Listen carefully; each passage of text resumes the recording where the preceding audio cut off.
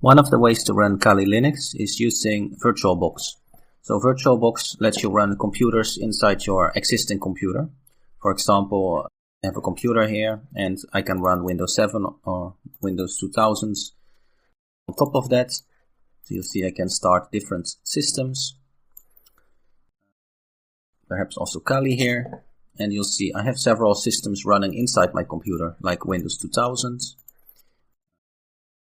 Windows 7, and also Kali Linux. So VirtualBox allows you to do that. You can run many different systems at once inside your regular computer. So inside Windows, Mac, or Linux, depending on what you use. Now the latest Mac doesn't really work with VirtualBox. So if you have an M1, that's not really an option. But you'll see if you have an Intel processor, so for all the Windows computers and for the old Mac and also for Linux computers, you can run VirtualBox, the program. And this program VirtualBox lets you run different systems. You'll see I have Windows 7 running here. Let me close it.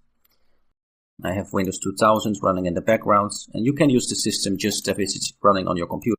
So everything is the same as if it would be installed. So VirtualBox allows you to do that. And VirtualBox is free of charge, so you can download VirtualBox from the internet. If I open a browser, this one, and if I type virtualbox.org, www.virtualbox.org, you can click downloads, and you can see you can download it for Windows, for OS X, so for the Intel-based Apple OS, and for Linux.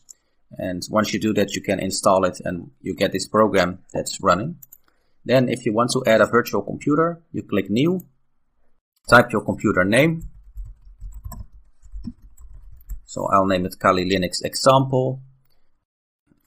But you can of course select different systems. Click Next.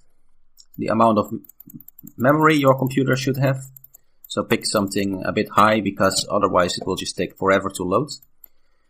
If you want to add a virtual hard disk, now for Kali Linux you can just start it from the CD-ROM, from the virtual CD-ROM, so you don't need any hard disk. Otherwise, if you want to install Windows or something, you need a virtual hard disk. Click Create. Now we need to insert the virtual hard disk, so right-click, Settings, go to Storage, click on Empty with the CD-ROM here, and then we'll select Kali Linux, choose a disk file. And from here, select Kali Linux that you downloaded from kali.org. So this one, and click Live CD, DVD.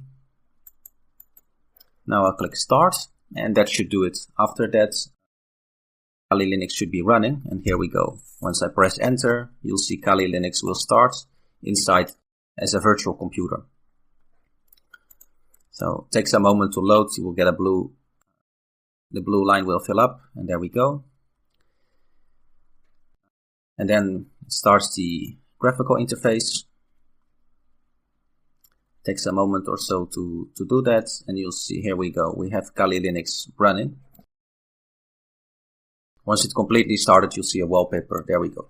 So now we can use many kind of hacking tools here, or we can use hacking tools from the terminal, and also many security tools. So that's all it took to start Kali Linux.